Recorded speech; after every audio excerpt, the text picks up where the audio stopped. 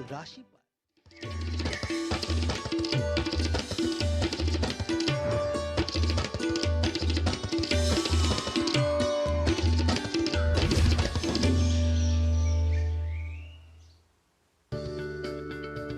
नमस्कार, नया सवेरा के साथ हाजिर है हम एक नई सुबह की शुरुआत करने के साथ। अगले 1 घंटे में होंगी देश और दुनिया की तमाम ताजा तरीन अपडेट्स और आपके साथ रहूंगी मैं जया सिन्हा। संसद में क्या कुछ आज की है खबर, तो वहीं एग्जिट पोल्स को लेकर किस तरह है इस वक्त का राजनीतिक मिजाज, डालेंगे नजर। आइए शुरुआत करते हैं सुर्खियों के साथ। संसद में बजट सत्र का छठा दिन। लोकसभा में आज बजट पर चर्चा, लेकिन भारतीय निर्वासितों के मुद्दे पर विपक्ष की ओर से हंगामे के आसार।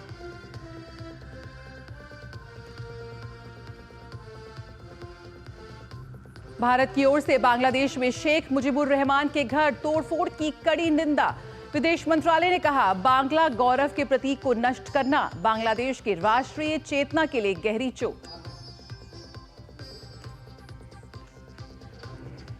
दिल्ली में कल आएंगे विधानसभा चुनाव के नतीजे। चुनाव आयोग ने 11 जिलों में बनाए 19 केंद्र। मतगणना के लिए हजारों कर्मचारी तैनात। रिजर्व बैंक की समिति आज करेगी नीतिगत दरों की घोषणा। सकारात्मक बजट के बाद लोगों की रिजर्व बैंक से बढ़ी उम्मीदें।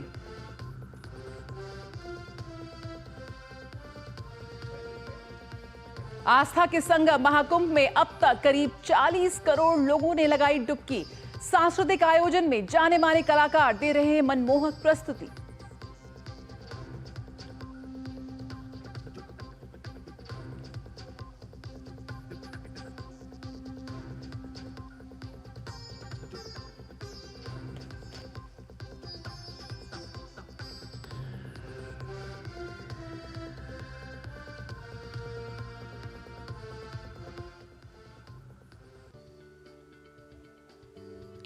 संसद के बजट सत्र के पहले भाग का आज छठा दिन है। लोकसभा में आज से बजट पर चर्चा की शुरुआत होगी। कल लोकसभा की कार्यवाही विपक्ष के हंगामे के चलते बाधित रही और बजट पर चर्चा की शुरुआत नहीं हो सकी। वहीं राज्यसभा की कार्यसूची में आज प्राइवेट मेंबर बिजनेस पर चर्चा शामिल है। उच्च सदन में कई सांसद निजी विधेयक पेश करेंगे। कुछ निजी विधेयकों पर सदन में चर्चा भी होगी। दोनों ही सदनों में राष्ट्रपति के अभिभाषण पर धन्यवाद प्रस्ताव पर चर्चा समाप्त हो चुकी है। ऐसे में अब सदन में मुख्य रूप से बजट पर चर्चा मुख्य है। विधायी कार्यों के साथ साथ दोनों सदनों में प्रश्नकाल के दौरान सांसद विभिन्न मंत्रालयों से कई अहम प्रश्न पूछेंगे।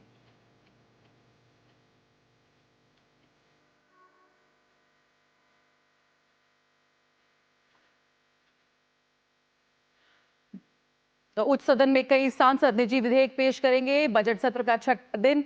दरअसल संसद में आज भी विपक्ष की ओर से हंगामे के आसार जताए जा रहे हैं। इससे पहले कल राज्यसभा और लोकसभा में कार्यवाही की शुरुआत विपक्ष के हंगामे के साथ हुई। इसके चलते दोनों सदनों की कार्यवाही बाधित रही।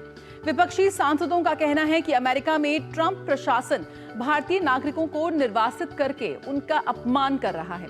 हालांकि कल विदेश मंत्री ने सदन के माध्यम से देश को पूरी स्थिति से अवगत कराया और कहा कि ये कोई नई प्रक्रिया नहीं है और भारत सरकार अमेरिकी सरकार से पूरी प्रक्रिया को सही तरीके से करने के लिए संपर्क में है। तो कल लोकसभा में नहीं हो पाई बजट पर चर्चा। कल का सत्र काफी हंगामेदार रहा। आइए जानते हैं कि विदेश मंत्री ने सरकार की ओर से क्या कुछ कहा। विदेश मंत्री ने कहा कि बिना दस्तावेजों के रह रहे भारतीयों को निर्वासित किए जाने की प्रक्रिया कोई नई नहीं है। भारत सरकार अमेरिकी सरकार से पूरी प्रक्रिया को सही तरीके से करने के लिए संपर्क में है। विदेश मंत्री ने बीते तमाम वर्षों के आंकड़े भी सामने रखे जब अमेरिका से बिना वैध दस्तावेज वाले भारतीयों को भेजा जाता रहा है। विदेश मंत्री ने बताया कि साल 2009 में 734, साल 2010 में 799, साल 2011 में 597 और साल 2012 में 530 भारतीयों को भेजा गया वापस। तो वहीं 2013 में 515, 2014 में 591, 2015 में 708 और 2016 में 1303 भारतीयों को निर्वासित किया गया। उन्होंने इस संबंध में 2024 तक के भी आंकड़े साझा किए। विदेश मंत्री ने बताया कि सरकार का फोकस अवैध रूप से माइग्रेशन उद्योग के क्रैकडाउन पर भी है और इसके साथ ही कानूनी रूप से यात्रा करने वाले भारतीयों के लिए वीजा प्रक्रिया को भी आसान बनाने की ओर काम किया जा रहा है।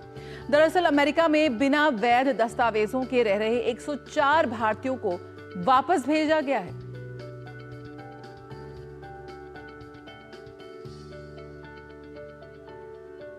तो कितने भारतीयों को यूएस से डिपोर्ट किया गया, इसकी संख्या यहां पर मंत्री महोदय ने साझा की संसद में।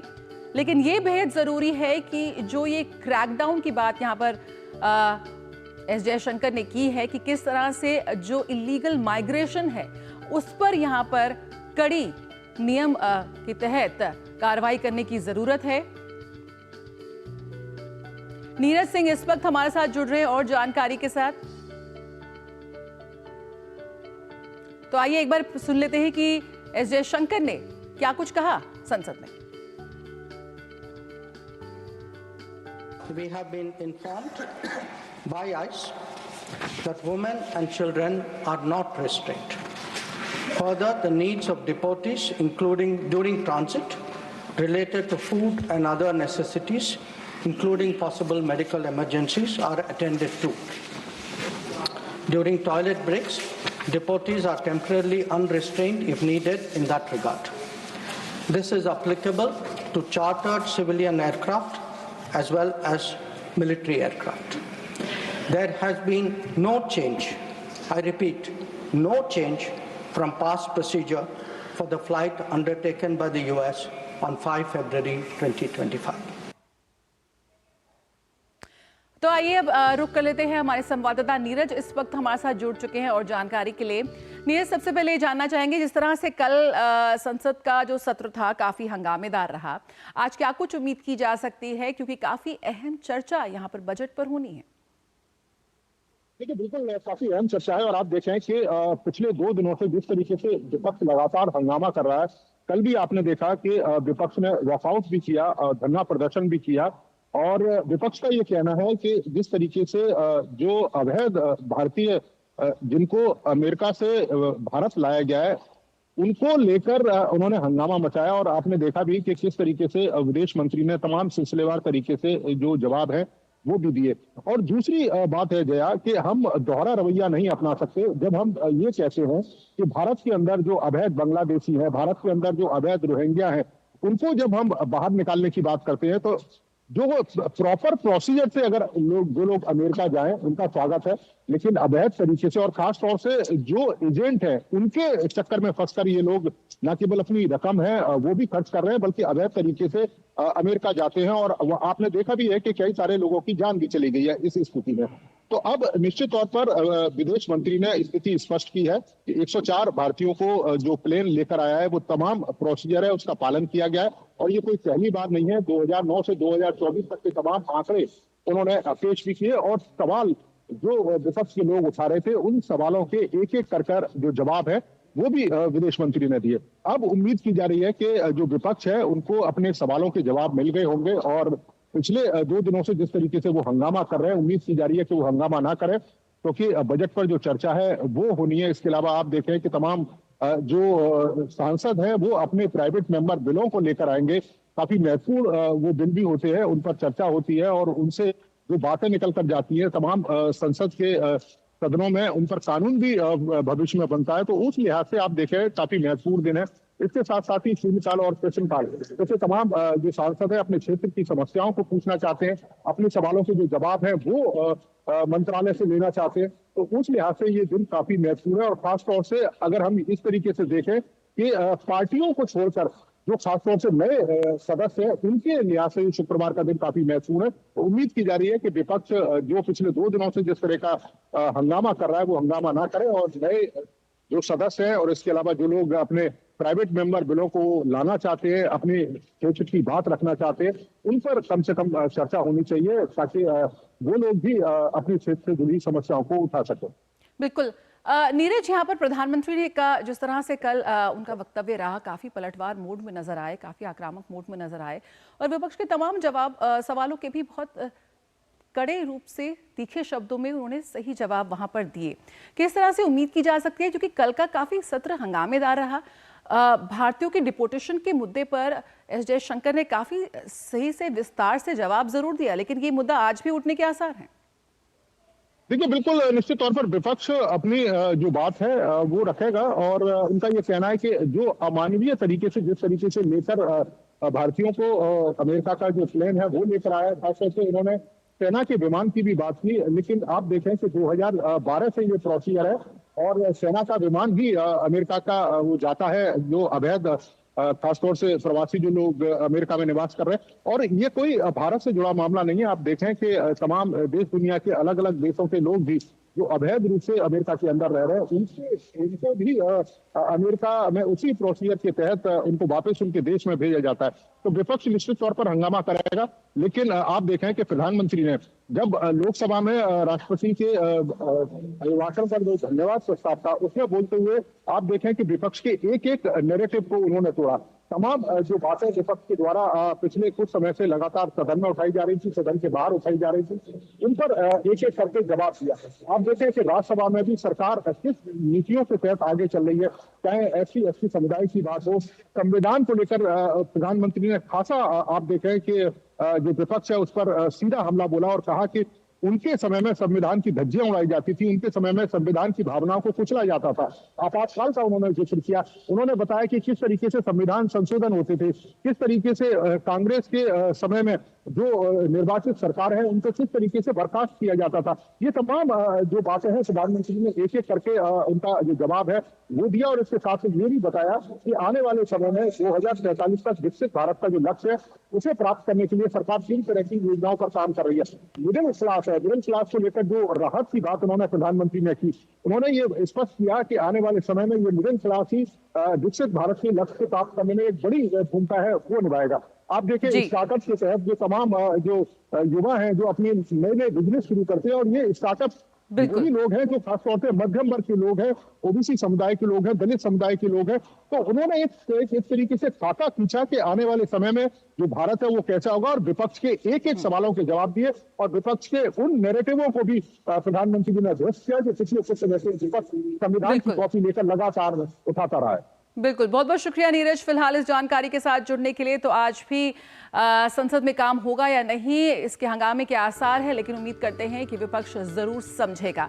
और अगर हम आगे बात करें तो प्रधानमंत्री नरेंद्र मोदी ने कल राज्यसभा में राष्ट्रपति के अभिभाषण पर चर्चा का जवाब तो दिया, तो उनके निशाने पर विपक्षी दल खासकर कांग्रेस नजर आई। पीएम मोदी ने अपनी सरकार के समय हुए कामों का ब्यौरा आंकड़ों के साथ रखा, तो कांग्रेस के समय की बदहाली की तस्वीर भी पेश की। पीएम मोदी ने कांग्रेस की तुष्टीकरण की नीति पर जमकर हमला बोला, तो अपनी संतुष्टीकरण की नीति से हो रहे विकास को भी गिनाया। पीएम मोदी ने कहा कि विकसित भारत में जो शामिल नहीं होगा, देश उसे बाहर कर देगा। Honorable Prime Minister, to reply the discussion. राष्ट्रपति के अभिभाषण पर राज्यसभा में हुई चर्चा का जवाब देते हुए प्रधानमंत्री ने कांग्रेस पर जमकर प्रहार किए। कांग्रेस पर भ्रष्टाचार और तुष्टीकरण का आरोप लगाते हुए पीएम ने सबका साथ सबका विकास को अपनी नीति बताया। कांग्रेस पर बाबा साहब से नफरत का आरोप लगाते हुए पीएम ने कहा कि इसी कारण दो बार बाबा साहब को चुनाव में पराजित करने के लिए क्या कुछ नहीं किया गया। कभी भी बाबा साहब को भारत रत्न के योग्य नहीं समझा गया। इस देश के लोगों ने बाबा साहब की भावना का आदर किया, सर्व समाज ने आदर किया, और तब आज मजबूरन कांग्रेस को जय भीम बोलना पड़ रहा है, उनका मुंह सूख जाता है। पीएम ने आपातकाल में किशोर कुमार के गीत आकाशवाणी पर प्रतिबंधित किए जाने, जॉर्ज फर्नांडिस समेत अनेक महानुभावों को हथकड़ियां पहनाने और शाही परिवार के अहंकार के लिए देश को जेलखाना बनाने का भी जिक्र किया। पीएम ने नेहरू दौर की भी ऐसी ही कई घटनाएं गिनाई। कविता गाने मात्र के गुणे में नेहरू जी ने देश के एक महान कवि को जेल में ठूस दिया। बलराज साहनी जी सिर्फ एक जुलूस में शामिल हुए थे। आंदोलन करने वालों के जुलूस में शामिल हुए थे, इसलिए बलराज साहनी जी को जेल में बंद कर दिया गया। लता मंगेशकर जी के भाई हृदयनाथ मंगेशकर जी ने वीर सावरकर पर एक कविता स्वरबद्ध करके आकाशवाणी पर प्रस्तुत करने का योजना बनाई। इतने मात्र पर हृदयनाथ मंगेशकर जी को आकाशवाणी से हमेशा के लिए बाहर कर दिया गया। पीएम ने कहा कि आज जातिवाद का जहर फैलाने का प्रयास हो रहा है। 3 दशक तक दोनों सदनों में सभी ओबीसी सांसद मांग करते रहे, लेकिन ओबीसी आयोग को संवैधानिक दर्जा नहीं दिया गया। कांग्रेस पर संविधान निर्माताओं की भावनाओं का अपमान करने का आरोप लगाते हुए पीएम ने यूसीसी का भी जिक्र किया। कुछ लोगों को लगता होगा ये यूसीसी क्या लाए हैं, लेकिन जो संविधान सभा की डिबेट पढ़ेंगे उनको पता चलेगा कि हम उस भावना का यहाँ लाने का प्रयास कर रहे हैं। कुछ लोगों की राजनीति आड़े आती होगी, लेकिन हम संविधान निर्माताओं की भावना को जीते हैं ना, तब जाकर के ये साहस करते हैं और कमिटमेंट के साथ पूरा करने का प्रयास करते हैं। पीएम ने लाइसेंस परमिट राज की याद दिलाई और अटकाने लटकाने भटकाने को कांग्रेस की नीति बताया। विनिर्माण को बढ़ावा देने के लिए पीएलआई योजना और एफडीआई सुधारों के साथ साथ रक्षा क्षेत्र में बढ़ रहे निर्यात का भी पीएम ने उल्लेख किया। Bureau report, DD news. Bharat ने बांग्लादेश के संस्थापक और पूर्व राष्ट्रपति शेख मुजीबुर रहमान के आवास में आगजनी और तोड़फोड़ की कड़ी निंदा की है। भारतीय विदेश मंत्रालय की तरफ से जारी बयान में घटना को अफसोसजनक बताते हुए कहा गया है कि कब्जे और उत्पीड़न की ताकतों के खिलाफ बांग्लादेश के लोगों की वीरतापूर्ण प्रतिरोध के प्रतीक शेख मुजीबुर रहमान का ऐतिहासिक निवास को नष्ट करना दुखद है। विदेश मंत्रालय ने कहा कि बांग्ला अस्मिता और गौरव के प्रतीक को नष्ट करना बांग्लादेश की राष्ट्रीय चेतना पर गहरी चोट है। बर्बरता के इस कृत्य की कड़ी निंदा की जानी चाहिए। दरअसल 5 फरवरी को बांग्लादेशी कट्टरपंथियों ने पूर्व राष्ट्रपति शेख मुजीबुर रहमान का निजी आवास को तोड़ने के साथ आग भी लगा दी थी। प्रदर्शनकारी शेख हसीना के ऑनलाइन भाषण का विरोध कर रहे थे और आवामी लीग पर प्रतिबंध लगाने की मांग कर रहे थे। वहीं अपदस्थ प्रधानमंत्री शेख हसीना ने अपने संबोधन में इस घटना को बांग्लादेश की अस्मिता पर हमला बताया। खबरें अभी और भी हैं, रुकेंगे एक छोटे से ब्रेक के लिए। ब्रेक के बाद भी जारी रहेगा नया सवेरा का सफर। इस बार परीक्षा पर चर्चा का होगा नया अंदाज। नमस्ते जी। इस 8वें एडिशन में प्रधानमंत्री जी के इस सफल अभियान में जुड़ेंगे और भी नए चेहरे, जो 8 अलग अलग एपिसोड में बच्चों को एग्जाम की तैयारी का नया रास्ता सिखाएंगे और उनकी टेंशन को छू मंतर कर देंगे और बच्चे एग्जाम वॉरियर से एग्जाम वॉरियर बन जाएंगे। पढ़ाई के साथ साथ बच्चे तैयारी के समय स्ट्रेस फ्री रहना, टेक्नोलॉजी का सही इस्तेमाल, खेल, creative energy, nutrition, mental health और जीवन के जरूरी सबक भी सीख पाएंगे। प्रधानमंत्री मोदी जी का हर शब्द आपको नई ऊर्जा और आत्मविश्वास से भर देगा। पढ़ेगा इंडिया। तो दोस्तों तैयार हो जाइए पढ़ाई की टेंशन को बाय बाय बोलने के लिए, क्योंकि 10 फरवरी सुबह 11 बजे होने वाली है पीएम के साथ परीक्षा पे चर्चा। एक ऐसा तबका जो रिटायरमेंट के बारे में आज भी बिल्कुल नहीं सोचता, वो है औरतें। औरतें कमा के भी वल्नरेबल हैं। सो एनपीएस एक इक्वालिटी ला रहा है। हम सब एक बराबर प्लेटफॉर्म पे हैं। अपने बेहतर कल को सुनिश्चित करने के लिए एनपीएस जरूरी है। मेरी पसंद, मेरी पसंद, मेरी पसंद, मेरी पसंद, हमारी पसंद, हम सबकी पसंद। मजबूत देश का मजबूत सरिया हो गया स्टील।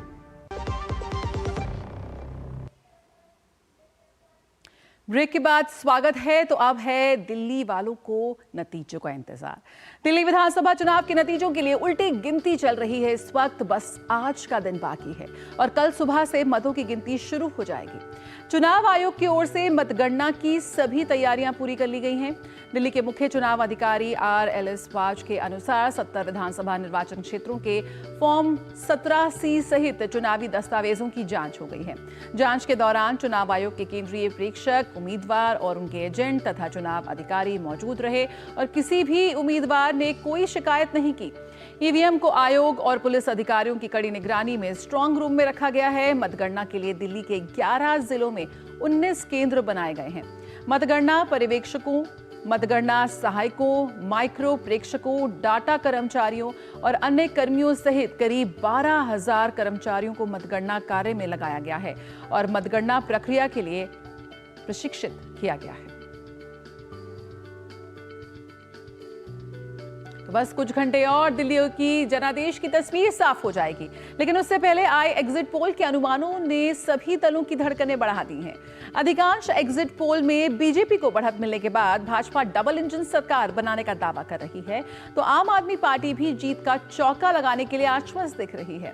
उधर कांग्रेस एग्जिट पोल के अनुमानों को नकार कर अपनी सरकार बनाने का दावा कर रही है। विधानसभा चुनाव के लिए बुधवार को वोटिंग हुई और मतदान की प्रक्रिया पूरी होने के ठीक बाद आए एग्जिट पोल्स ने राजनीतिक हलचल बढ़ा दी है। अधिकतर एग्जिट पोल्स में भारतीय जनता पार्टी को बढ़त मिल रही है और ऐसे में अपने मजबूत एजेंडे और जनाधार के दावे के साथ भाजपा दिल्ली में डबल इंजन सरकार बनाने के लिए आश्वस्त नजर आ रही है। मैं उम्मीद करता हूं कि एग्जिट पोल एग्जैक्ट पोल में बदलेंगे और दिल्ली की जनता ने माननीय प्रधानमंत्री जी के काम को सम्मान किया है। दिल्ली की जनता व्यवस्था परिवर्तन चाहती थी और उस परिवर्तन के लिए दिल्ली की जनता ने वोट किया है, तो परसों का परिणाम आने दीजिए। अरविंद केजरीवाल जी भी किसी को भी गलतफहमी ऐसी हो ही जाती है, चाहे कोई भी हो, क्योंकि अरविंद केजरीवाल 2 बार इसी प्रकार से लोगों को गुमराह करके और बहरूपिये का रूप अपना अदा करके कामयाबी दिल्ली में प्राप्त कर गए थे। अब लोग अरविंद केजरीवाल को समझ, अरविंद केजरीवाल उसी हवा में जी रहे हैं। ये जो चुनाव का एग्जिट पोल है, ये मुझे लगता है इससे भी ऊपर जाने वाला है, क्योंकि हालात बहुत खराब थे। चारों तरफ टूटी हुई गली नाली सड़क, सीवर का बहता पानी, पीने के लिए पानी नहीं था और लोग परेशान थे। वहीं बुधवार को आए एग्जिट पोल्स आम आदमी पार्टी के लिए बड़ा झटका साबित हुए हैं, जिसे पार्टी सिरे से नकारती नजर आ रही है। अगर एग्जिट पोलों की सरकार से भारतीय जनता पार्टी खुश है तो अपनी सरकार बना ले, एग्जिट पोल के ऊपर अपना एक मुख्यमंत्री भी बना ले, कुछ मंत्री भी बना ले। एक दिन और एग्जिट पोल की जो है उम्र है, परसों जो है असली पोलों के फैसले आ जाएंगे और फिर अरविंद केजरीवाल को ही मुख्यमंत्री बनना है, आम आदमी पार्टी की सरकार बननी है। एग्जिट पोल के बारे में कुछ बात मत कीजिए। एग्जिट पोल मसाज सेंटर चलाने वाली, स्पा चलाने वाली, सैलून चलाने वाली कंपनियां अगर एग्जिट पोल कर रही हैं तो उनकी क्या विश्वसनीयता है और क्यों उस पर हम अपना टाइम बर्बाद करें। 8 तारीख का इंतजार कीजिए, परिणाम आम आदमी पार्टी के पक्ष में आएगा। और नई दिल्ली विधानसभा सीट से कांग्रेस उम्मीदवार संदीप दीक्षित एग्जिट पोल से किनारा करते हुए चुनावी नतीजों का इंतजार करने की बात करते नजर आए। एग्जिट पोल जो है शायद आम आदमी पार्टी को उतना नहीं आंकड़े, ज्यादा कमजोर आंकड़े। मुझे नहीं लगता इतना खराब उनकी स्थिति रहेगी अगर जिस तरीके का ट्रेंड ये बताया जा रहा है। और ऑल्सो जो मुझे निराशा हुई है एग्जिट पोल से कम देख के, कि मुझे लगता है कि कांग्रेस को 17-18% वोट आराम से मिल रहा था। लोगों में जो रुझान था, क्या हम वो वोट नहीं ले पाए या उसको लेने में कमजोरी रह गई, ये हमें देखना चाहिए। अब इंतजार है 8 फरवरी का, जिस दिन ये साफ हो जाएगा कि सत्ता के पिच पर आम आदमी पार्टी का चौका लगेगा या 2.5 दशक से ज्यादा के राजनीतिक वनवास को समाप्त कर बीजेपी दिल्ली की सत्ता में वापसी कर पाएगी या कांग्रेस अपनी साख बचाने में कामयाब हो पाएगी। Bureau report, DD news. और आइए अब रुख कर लेते हैं हमारे संवाददाता अमरेंद्र का। इस वक्त मौजूद है हमारे साथ वो। अमरेंद्र, अभी एक दिन बाकी है नतीजे आने का, लेकिन लगातार जो आरोप प्रत्यारोपों का दौर है वो जारी है। लेकिन सबसे पहले जान लेते हैं कि किस तरह से चुनाव आयोग की तैयारियां हैं कल की मतगणना को लेकर। देखिए जया, चुनाव आयोग ने लगातार पूरी तैयारियां कर ली हैं और मतगणना को लेकर बाकायदा दिल्ली के जो 11 जिले हैं उनके लिए स्ट्रांग रूम बनाए गए हैं, मतगणना सेंटर बनाए गए हैं, जहां पर बीएलओ के साथ जो काउंटिंग एजेंट हैं वो रहने वाले हैं। तो 3 लेयर में उसकी चाक चौबंद सुरक्षा व्यवस्था है, जिसमें पहली लेयर में जो है दिल्ली पुलिस है, दूसरे में पैरामिलिट्री की फोर्सेस है और तीसरे लेयर में जो निर्वाचन से जुड़े हुए लोग हैं वो रहने वाले हैं। तो कुल मिलाकर कहें तो कल सुबह जब मतगणना प्रारंभ होगी उसके बाद जो है तस्वीरें भी आनी प्रारंभ हो जाएंगी। और जया, जिस तरह से अभी आप अपनी रिपोर्ट दिखा रही थी जिसमें मैं अगर बात को कोट करूं तो संदीप दीक्षित ने जो बात कही, मैं अपनी बात को वहां से उठाना चाहता हूं। संदीप दीक्षित ने कहा कि जो एग्जिट पोल के आंकड़े हैं वो पूरे सटीक नहीं है। इसमें उन्होंने कहा कि आम आदमी पार्टी उतनी कमजोर नहीं है जितनी दिखाई जा रही है। दूसरी तरफ उन्होंने कांग्रेस की जो बात की, मैं उसी बात को ऊपर लेके चल रहा हूं कि कांग्रेस का जो है प्रतिशत इस बार बढ़ेगा। उन्होंने 12-14% की बात की। लेकिन हाँ, ये एक सच्चाई है जो संदीप दीक्षित कह रहे हैं कि इस बार कांग्रेस ने बेहतर प्रदर्शन किया दिल्ली में, और जो उनका पिछला अगर विधानसभा का वोट फीसद देखें तो वो 4.5% के आसपास जा रहा है। तो वो ये इस बार ये उम्मीद की जा सकती है कि कांग्रेस अपने एक तरफ ना खोए हुए जनाधार को पा सकती है, बल्कि कुछ सीटें भी ला सकती है। यानी कि कांग्रेस जो है अपना जो वोट फीसद है वो 4.5 से लेके 10 और 12% तक जा सकती है, और हो सकता है इसमें कांग्रेस 1 या 2 सीट भी प्राप्त करे। लेकिन बिल्कुल अमरेंद्र, यहाँ पर कई ऐसी सीटें हैं, वीआईपी सीटें तो बहुत हैं जहां पे दिग्गजों की पेच फंसी हुई है, लेकिन कई ऐसी सीटें हैं जो बेहद कम अंतर से जीत और हार और जीत का फैसला करने के लिए जानी जाती हैं। कहीं ना कहीं पेच वहां फंसता नजर आएगा। जया, निश्चित तौर पे कल जो मुकाबले हैं वो बेहद ही रोचक और त्रिकोणीय मुकाबले हैं, जिसमें कई जगह आप जो बिल्कुल सही कह रही, कई जगह बहुत पेच फंसेंगे और बहुत माइन्यूटली मुकाबला होगा। और जब आखिरी रिजल्ट आएगा तो आप देखिएगा 500 से लेके 2000 के बीच के जीत का अंतर होगा। इसमें हम बात करें अगर नई दिल्ली की, तो नई दिल्ली सबसे बड़ा हॉट सीट है और माना जाता है कि जिसने नई दिल्ली विधानसभा सीट जीती वो दिल्ली का मुख्यमंत्री बनता है, और इस तरह का इतिहास रहा है। लेकिन इस बार देखिए कि एक बड़ा बेहद ही कड़ा मुकाबला, जिसमें नई दिल्ली विधानसभा सीट से जो दिल्ली के पूर्व मुख्यमंत्री और आम आदमी पार्टी के संयोजक अरविंद केजरीवाल के लिए सांसें अटकनी जैसी है, क्योंकि वहां पे बेहद ही कड़ा मुकाबला देखने को मिला है। वहां न सिर्फ संदीप दीक्षित ने उनको टक्कर दी है, बल्कि भारतीय जनता पार्टी ने भी जो प्रवेश वर्मा है उनके लिए राहें मुश्किल कर दी है। इसी तरह से बात करें कालका जी दूसरी हॉट सीट है, जहां पर दिल्ली की वर्तमान मुख्यमंत्री आतिशी के लिए कई चुनौतियां, एक तरफ जहां कांग्रेस की प्रत्याशी अलका लांबा ने खड़ी की है, वहीं भारतीय जनता पार्टी के पूर्व सांसद और कालका जी से प्रत्याशी रमेश विधूड़ी ने भी उसको पूरी तरह से घेर दिया। बिल्कुल अमरेंद्र, ऐसी सीट तो पटपड़गंज से छोड़कर जब मनीष सिसोदिया पहुंचे हैं वहां पर जंगपुरा, तो वो भी एक बेहद महत्वपूर्ण सीट है। लेकिन यहाँ पर आज किस तरह का कल और आज किस तरह का मूड नजर आ रहा है, क्योंकि कहीं पे विरासत को बचाना है, अपनी वोट शेयर को बढ़ाना है, एक बार फिर वापसी की कोशिश में है कांग्रेस, तो वही डबल इंजन की सरकार को लेकर जनता बेहद उत्साहित नजर आ रही है। निश्चित तौर पे जया, ये जो आपने लास्ट बात कही कि डबल इंजन की सरकार को लेकर जनता उत्साहित है, मैं आपको ले जाता हूं 4-5 दिन पहले, जब चुनाव प्रचार का अंतिम दिनों में हम लोग थे, और मैंने चूंकि बहुत लंबे समय से ग्राउंड पर काम किया, मैंने पूरे इलेक्शन को कवर किया, मैं जो बताऊं कि 5 दिनों में दिल्ली की जनता का मूड बहुत बदला है। क्योंकि जिस तरह से लगातार देखिए, चाहे हम पिछले विधानसभा में हरियाणा की बात करें, महाराष्ट्र की बात करें या झारखंड की बात करें, कई सारे फ्री वीज की योजनाएं लागू की गई और उसका असर दिखा। और खासकर जो सबसे बड़ा टर्नआउट था वो जो महिलाएं थी उनका वोट देखने को मिला। और इस बार भी दिल्ली में डबल एम फैक्टर काम आया, यानी कि मिडिल क्लास महिलाओं के लिए जिस तरह की योजनाएं थी वो कारगर साबित होती हुई दिखी। लेकिन सबसे बड़ा मूड जो पिछले 5 दिनों में चुनाव से मतदान से 5 दिन पहले तक भारतीय जनता पार्टी ने इस तरह का माहौल खड़ा किया कि लगातार 11 साल से अरविंद केजरीवाल वादे कर रहे हैं, लेकिन दिल्ली की तस्वीर बस से पत्थर हो गई है।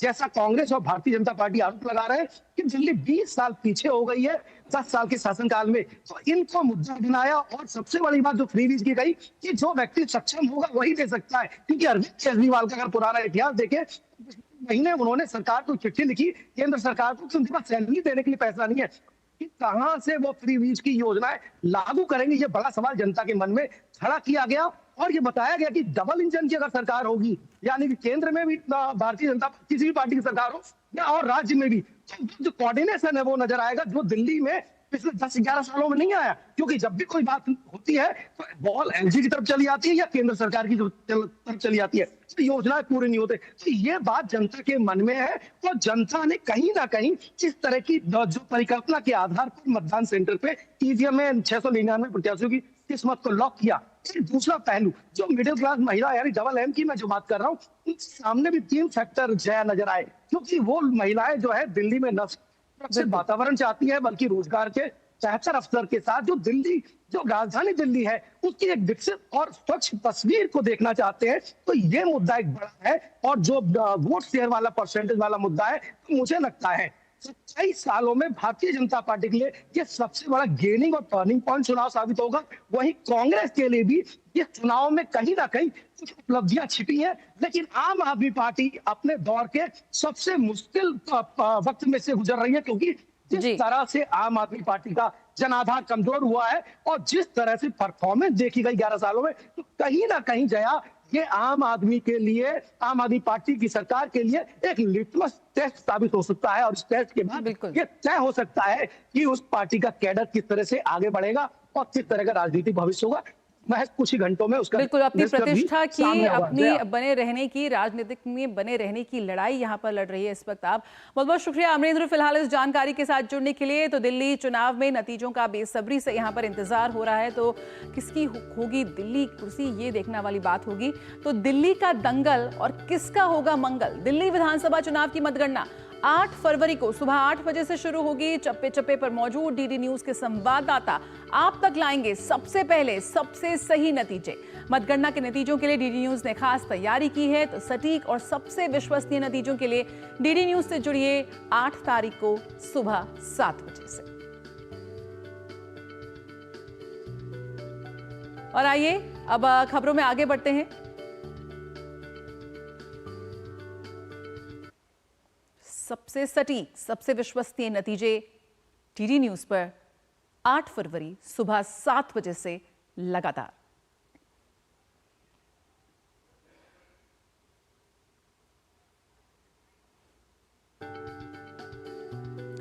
दिल्ली की राउज एवेन्यू कोर्ट में विशेष न्यायाधीश कावेरी बावेजा आज सिख विरोधी दंगों के मामले में पूर्व कांग्रेस सांसद सज्जन कुमार पर अपना फैसला सुनाएगी। ये मामला 1 नवंबर 1984 को सरस्वती विहार इलाके में पिता पुत्र की हत्या से संबंधित है। 31 जनवरी को अदालत ने लोक अभियोजक मनीष रावत की अतिरिक्त दलीलें सुनने के बाद आदेश सुरक्षित रख लिया। वकील अनिल शर्मा ने कहा था कि इस मामले में सज्जन कुमार का नाम शुरू से ही नहीं था। विदेशी भूमि का कानून इस मामले में लागू नहीं होता है और गवाह द्वारा सज्जन कुमार का नाम लेने में 16 साल की देरी हुई थी। ये दलीलें भी दी गई है कि जिस मामले में सज्जन कुमार को दिल्ली उच्च न्यायालय द्वारा दोषी ठहराया गया था और वह सर्वोच्च न्यायालय के समक्ष अपील लंबित है। वकील अनिल शर्मा ने वरिष्ठ वकील एच.एस. फुल्का द्वारा उद्धृत मामले का भी हवाला दिया था। उन्होंने कहा कि असाधारण स्थिति में भी देश का कानून लागू होगा, अंतर्राष्ट्रीय कानून नहीं। अतिरिक्त लोक अभियोजक मनीष रावत ने खंडन में कहा था कि आरोपी को पीड़िता जानती ही नहीं थी। तो सज्जन कुमार पर फैसला, महत्वपूर्ण दिन सज्जन कुमार पर। खबरों में आगे बढ़े, बात करें संभल में, तो संभल में समाजवादी पार्टी के सांसद जिया उर रहमान वर्ग पर बिजली चोरी के गंभीर मामले पर आज सुनवाई होने वाली है। सांसद ने अपना कोई जवाब दाखिल नहीं किया तो उनकी मुश्किलें बढ़ सकती हैं। विद्युत विभाग 1 करोड़ 91 लाख का जुर्माने के मामले में अब रिमाइंडर नोटिस जारी करेगा। जवाब दाखिल नहीं हुआ तो असेसमेंट रिपोर्ट तैयार करने के बाद जुर्माने की रकम वसूल करने की कार्रवाई की जाएगी। बता दें कि सांसद जिया उर रहमान वर्ग की दीपा सराय स्थित आवास पर बिजली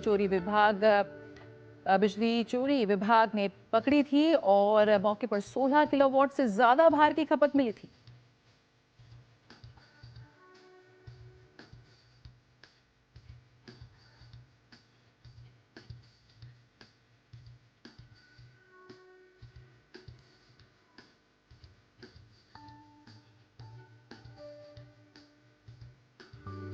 और अब बात महाकुंभ की।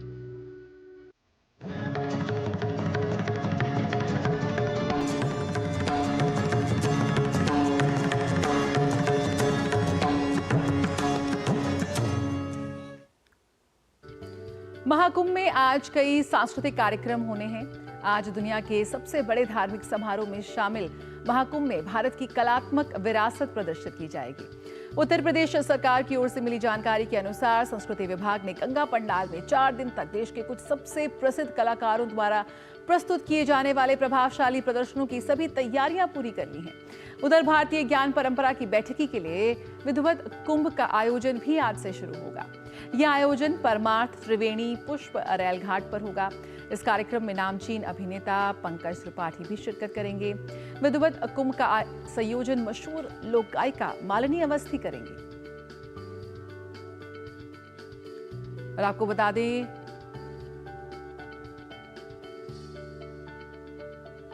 तो महाकुंभ में सांस्कृतिक कार्यक्रमों का आयोजन होगा। महाकुंभ में कल से शुरू हुए जनजाति सांस्कृतिक समागम 2025 के दूसरे दिन अलग अलग राज्यों से आए आदिवासी भव्य शोभा यात्रा निकालेंगे। शोभा यात्रा के बाद जनजाति समाज के लोग परंपरागत वेशभूषा और नृत्य के साथ पवित्र स्नान करेंगे। समागम में देश भर से आए विभिन्न जनजातियों की नृत्य टोलियां सम्मिलित हो रही हैं, जो अपनी परंपरागत नृत्य संगीत का प्रदर्शन भी करेंगे।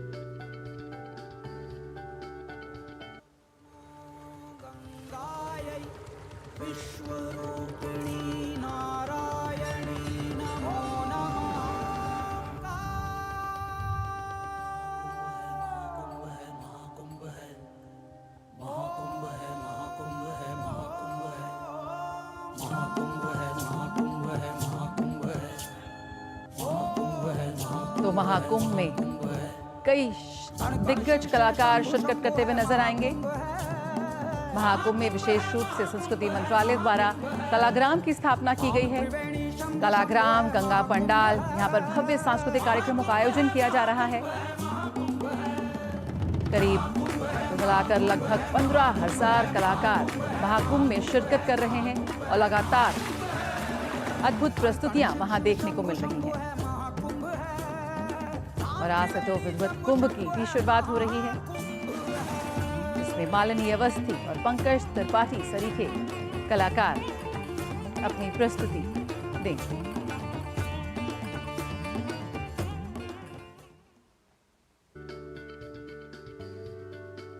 बिहार के राज्यपाल आरिफ मोहम्मद खान ने महाकुंभ में अरैल घाट पर आयोजित गंगा आरती कर अनेकता में एकता का संदेश दिया। आरिफ मोहम्मद खान ने इस मौके पर कहा कि भारत की सार्वभौमिक और समावेशी संस्कृति का नाम ही संगम है। उन्होंने कहा कि महाकुंभ में विविधता के लिए सम्मान भी है और स्वीकार्यता भी है। यही भारतीय संस्कृति है और इसी का ये पर्व है।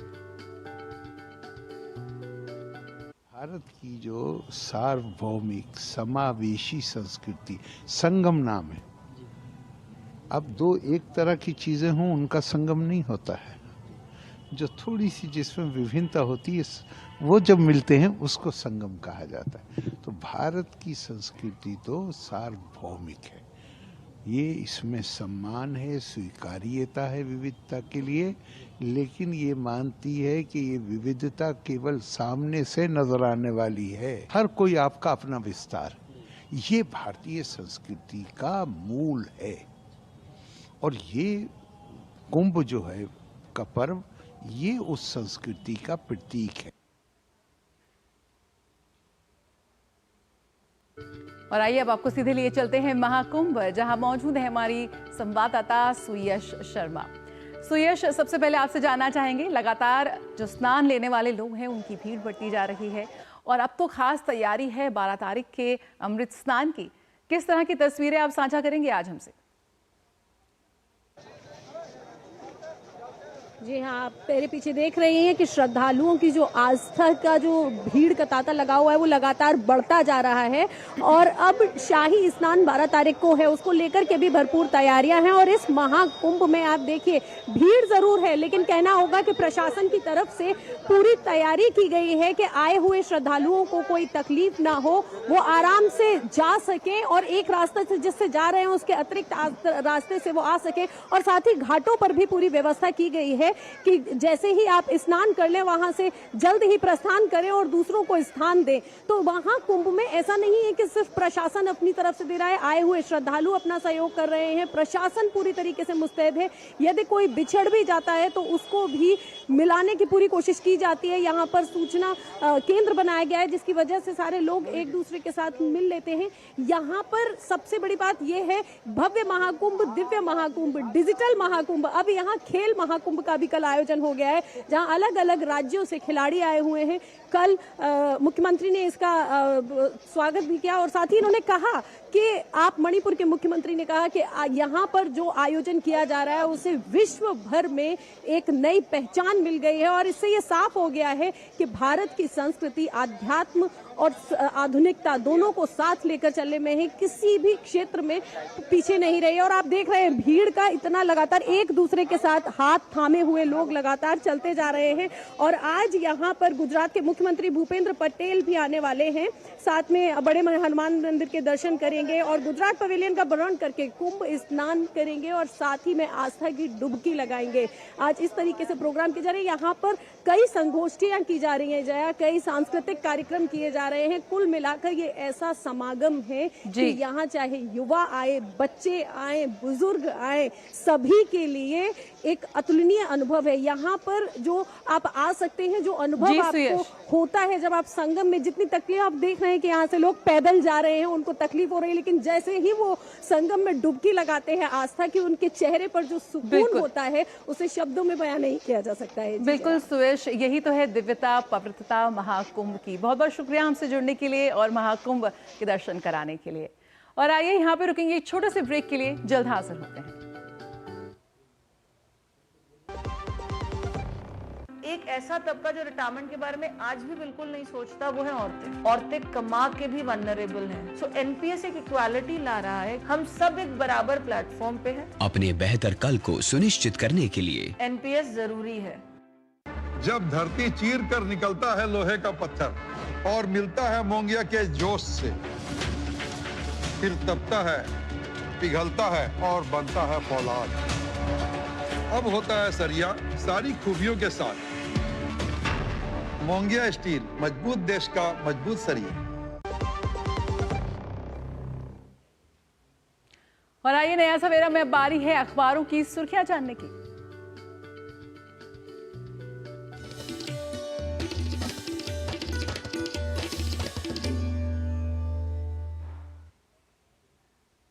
तो हमारे साथ जुड़ चुकी हैं भावना। रुक करते हैं भावना का। सुप्रभात भावना, क्या खास है आज दिल्ली से प्रकाशित समाचार पत्रों में?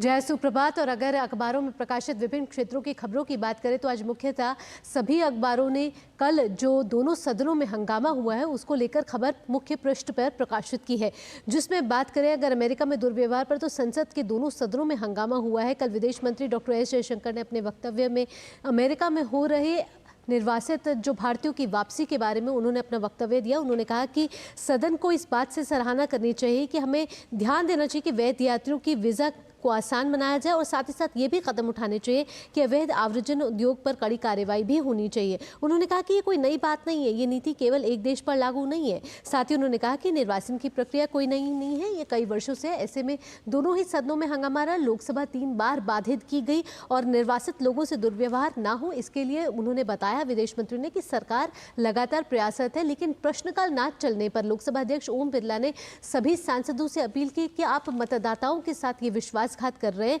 क्योंकि ये मतदाताओं का अपमान है जिसे आप प्रश्नकाल में उठाने नहीं दे रहे, वो मुद्दे जो संसद में उठने चाहिए। अगली खबर का रुख करेंगे। अगली खबर आ रही है कल के दिल्ली विधानसभा चुनाव में शनि किस पर होगा भारी, या शनि में किसका होगा मंगल, क्योंकि कल है शनिवार का दिन और 8 फरवरी का दिन जब दिल्ली विधानसभा चुनावों के नतीजे आने। ऐसे में चुनाव आयोग भी पूरी तैयारियों के साथ जुट चुका है और 5000 कर्मचारी जो है उनको प्रशिक्षित किया गया है और साथ ही दिल्ली में 19 स्थानों पर हर विधान क्षेत्रों पर मतपेटियों के साथ साथ अलग स्ट्रॉन्ग रूम भी बनाए गए हैं। त्रिस्तरीय सुरक्षा है, व्यवस्था की गई है जिसमें इन मतपट्टियों को रखा गया है। और साथ ही आपको बता दें कि सभी स्ट्रॉन्ग रूम में 24 घंटे त्रिस्तरीय सुरक्षा की जा रही है। और अगर आप दिल्ली विधानसभा चुनाव के नतीजे सीधे और सटीक जानना चाहते हैं तो आप DG न्यूज़ को तो देख ही सकते हैं, साथ ही साथ results.eci.gov.in पर जाकर भी रियल टाइम परिणाम जान सकते हैं। अगली खबर का रुख करेंगे। अगली खबर UGC से आ रही है। रैगिंग विरोधी मानदंडों को लेकर UGC ने कार्रवाई करी है। 18 चिकित्सा महाविद्यालयों को कारण बताओ नोटिस भेजा है और कहा है कि नियमों का उल्लंघन किया जा रहा है और इन्हीं 18 चिकित्सा महाविद्यालयों को 7 दिन में अपनी रिपोर्ट पेश करनी है। रैगिंग निरोधक विनियमन 2009 में निर्धारित अनिवार्य नियमों का अनुपालन नहीं किया गया था, ये कहना है UGC का। और विशेष रूप से संज्ञान में आया कि संस्थागत उक्त नियमों के अनुसार विद्यार्थियों के साथ रैगिंग विरोधी शपथ पत्र को प्राप्त करने में विफल रही है। अगली खबर का रुख करेंगे। अगली खबर हिंदुस्तान अखबार में प्रकाशित की गई है। अर्थव्यवस्था से जुड़ी खबर है। गिग वर्कर्स के लिए एक अच्छी खबर है क्योंकि ई-कॉमर्स के अस्थायी कर्मियों को भी अब पेंशन मिलेगी, क्योंकि केंद्र सरकार एक प्रस्ताव लाना चाह रही है जिसमें केंद्रीय मंत्रिमंडल की बैठक में ये पेश किया जाएगा प्रस्ताव और जल्द इसको मंजूरी मिलने की उम्मीद है, जिसमें अब गिग वर्कर्स भी पेंशन का इस्तेमाल कर सकते हैं, पेंशन का लाभ उठा सकते हैं। और जाते जाते और उससे पहले एक और खबर का रुख कर लेते हैं। आपको बता दें कि वार्षिक आजीवन टोल पास भी बनवा सकेंगे, ये भी एक प्रस्ताव आ रहा है। केंद्र सरकार का नया टोल टैक्स प्रस्ताव वाहन स्वामियों को राहत देने वाले यात्री वार्षिक आजीवन टोल पास लेकर बाधा रहित सफल यात्रा कर सकते हैं और ये वार्षिक पास 3,000 रुपये में मिल सकता है। अगर ये प्रस्ताव को मंजूरी मिल सकती है तो जल्द ये यात्री स्वामियों के लिए एक अच्छी खबर होगी। जाते जाते जलवायु परिवर्तन से जुड़ी एक खबर है, उसका भी रुख कर लेते हैं। ला नीना के बाद भी जनवरी सबसे गर्म रहा है और ला नीना के प्रभाव के बावजूद आपको बता दें कि यूरोप की जलवायु एजेंसी कोपर्निकस क्लाइमेट के अनुसार जनवरी 2025 में औसत तापमान 13.23 डिग्री सेल्सियस रिकॉर्ड किया गया और पिछले 19 से 18 महीने में 1.5 डिग्री सेल्सियस के निशान से तापमान ऊपर चल रहा है। तो जया, अगर आज विभिन्न अखबारों की बात करें तो ये कुछ मुख्य सुर्खियां हैं जिन्हें अलग अलग अखबारों ने अपने मुख्य पृष्ठ पे प्रकाशित किया है। बिल्कुल, बहुत अच्छी भावना, बहुत बहुत शुक्रिया हमसे जुड़ने के लिए, इन खबरों को साझा करने के लिए। तो टोल पास आप बनवा सकते हैं तो वहीं ज़्यादा से ज़्यादा कर्मचारी अब पेंशन के दायरे में आ सकते हैं, ऐसी खबर है। और आइए अब दुनिया भर की कुछ और खबरों पर डाल लेते हैं नजर।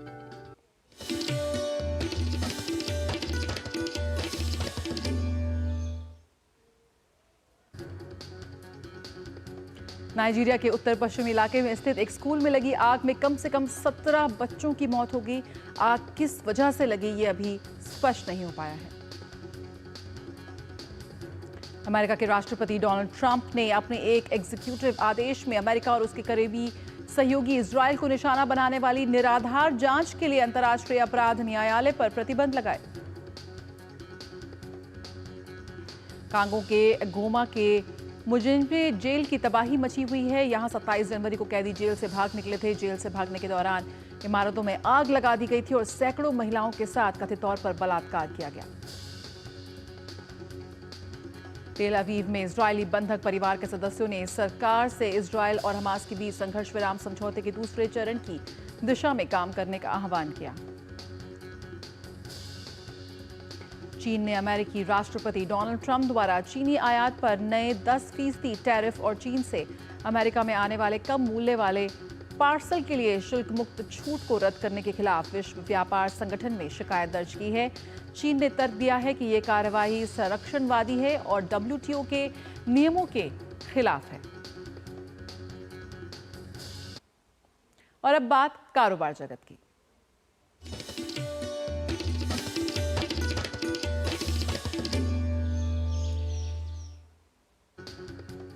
आरबीआई की मौद्रिक नीति समिति की बैठक का फैसला आ जाएगा। 5 फरवरी को आरबीआई के गवर्नर संजय मल्होत्रा की अगुवाई में एमपीसी की पहली बैठक शुरू हुई। सकारात्मक बजट के बाद लोगों की रिजर्व बैंक से उम्मीदें बढ़ गई हैं और रेपो दर में कटौती की उम्मीदें की जा रही हैं। केंद्रीय मंत्री ज्योतिरादित्य सिंधिया ने राज्यसभा में जानकारी दी कि भारत में चिन्हित 2,500 से ज्यादा पीबीटीजी बस्तियों में से 901 बस्तियों में पहले ही मोबाइल कवरेज मिल चुका है, जबकि 1700 से ज्यादा मोबाइल टावरों में से 519 टावरों को केवल 6 महीने के रिकॉर्ड समय के भीतर स्थापित किया गया।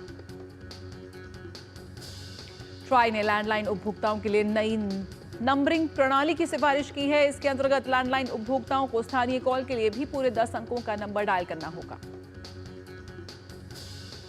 फूड डिलीवरी कंपनी जोमैटो के बोर्ड ने कंपनी का नाम बदलकर इंटरनल करने की मंजूरी दे दी है। कंपनी के मुताबिक ब्लिंकिट अधिग्रहण के दौरान से ही आंतरिक तौर पर जोमैटो की जगह इंटरनल नाम का इस्तेमाल करना शुरू कर दिया गया था, जिससे कंपनी और ब्रांड या ऐप के बीच अंतर किया जा सके।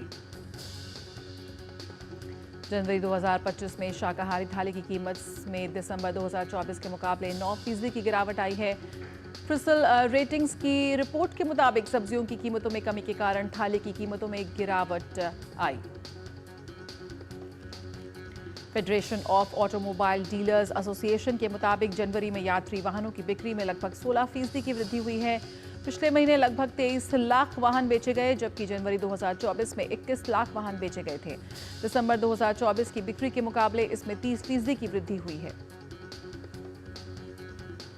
दिल्ली इंटरनेशनल लेदर एक्सपो 20-21 फरवरी को यशोभूमि में आयोजित किया जाएगा। यहां मेक इन इंडिया और आत्मनिर्भर भारत पहलों के साथ मिलकर निर्यात और रोजगार को प्रोत्साहन दिया जाएगा। रुक कर लेते हैं खेल जगत का।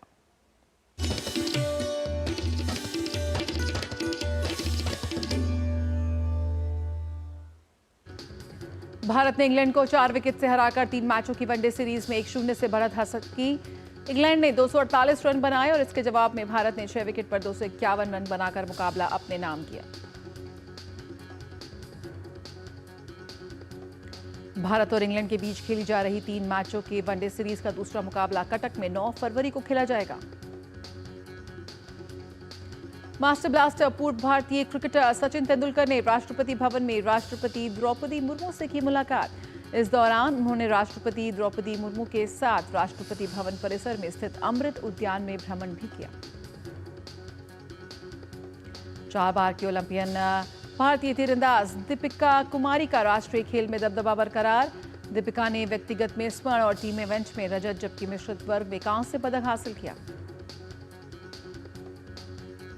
जम्मू कश्मीर के तीरंदाज ऋतिक शर्मा राष्ट्रीय खेलों में अपने राज्य के लिए मेडल जीतने में हुए कामयाब। ऋतिक ने व्यक्तिगत स्पर्धा में रजत पदक अपने नाम किया। ऋतिक शर्मा जम्मू कश्मीर के पहले तीरंदाज हैं जिन्होंने राष्ट्रीय खेल में अपने राज्य के लिए पदक हासिल किया। ऑस्ट्रेलियाई क्रिकेट टीम के ऑलराउंडर मार्क स्टोइनिस ने वनडे क्रिकेट से लिया संन्यास। क्रिकेट ऑस्ट्रेलिया ने कहा कि स्टोइनिस T20 में चयन के लिए उपलब्ध रहेंगे। पूर्व रियल मैड्रिड और ब्राजील के डिफेंडर मार्सेलो ने 36 साल की उम्र में फुटबॉल से आधिकारिक तौर पर संन्यास की घोषणा की। मार्सेलो ने 2007 से 2022 तक रियल मैड्रिड का प्रतिनिधित्व किया।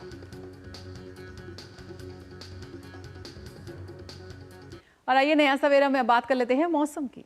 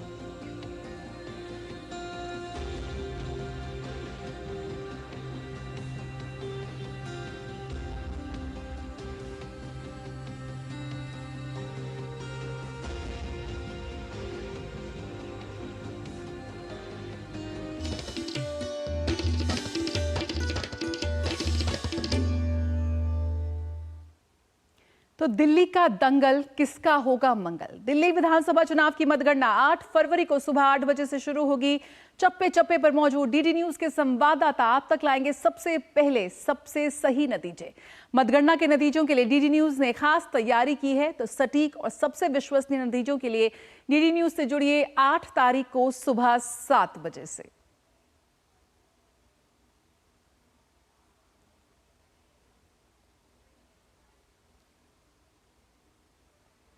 तो कल सुबह 7 बजे से जुड़िए डीडी न्यूज के साथ। नया सवेरा में वक्त आ गया है आपसे विदा लेने का, लेकिन जाने से पहले आपको लिए चलते हैं जम्मू कश्मीर, जहां की सोनमर्ग में देश भर से आए पर्यटक बर्फबारी का आनंद लेते हुए नजर आ रहे हैं। आप आनंद लीजिए इस मनमोहक दृश्य का और हमें दीजिए इजाजत। नमस्कार।